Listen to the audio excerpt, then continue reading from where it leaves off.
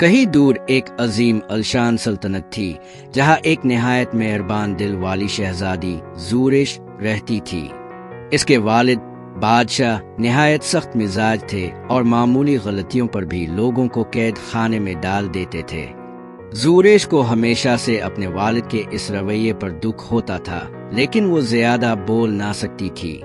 ایک دن زورش محل کے باغ میں چہل قدمی کر رہی تھی کہ اسے قید خانے سے ایک مدھم سی آہٹ سنائی دی۔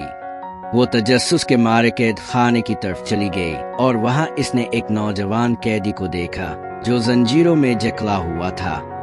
تم کون ہو اور یہاں کیوں ہو؟ زورش نے نرمی سے پوچھا۔ میرا نام ریان ہے، میں ایک عام سپاہی تھا، مگر مجھ پر اعوتا الزام لگا کر قید میں ڈال دیا گیا ہے، ریان نے دکھ بھرے لہجے میں کہا۔ زورش کے دل میں ہمدردی جاگ اٹھی۔ وہ روزانہ خفیہ طور پر قید خانے آتی اور ریان کے لیے کھانے اور پانی کا بندوبست کرتی۔ وہ اس سے کہانیاں سنتی اور اس کے ساتھ باتیں کرتی۔ میں تمہیں یہاں سے آزاد کروا دوں گی، زورش نے ایک دن وعدہ کیا۔ ایک رات زورش نے چابیاں چرا کر قید خانے کا دروازہ کھولا اور ریان کو آزاد کر دیا، مگر جیسے ہی وہ باہر نکلے سپاہیوں نے انہیں دیکھ لیا۔ زورش نے اپنے والد کے سامنے ہمت کے ساتھ کہا، اب مزید کسی بے گناہ کو قید میں نہیں رکھا جائے گا۔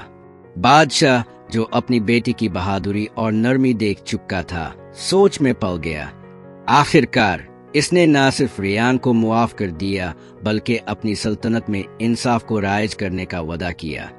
زورش اور ریان کی دوستی ہمیشہ قائم رہی اور زورش نے اپنی سلطنت کو ایک مہربان حکمران کے طور پر چلایا۔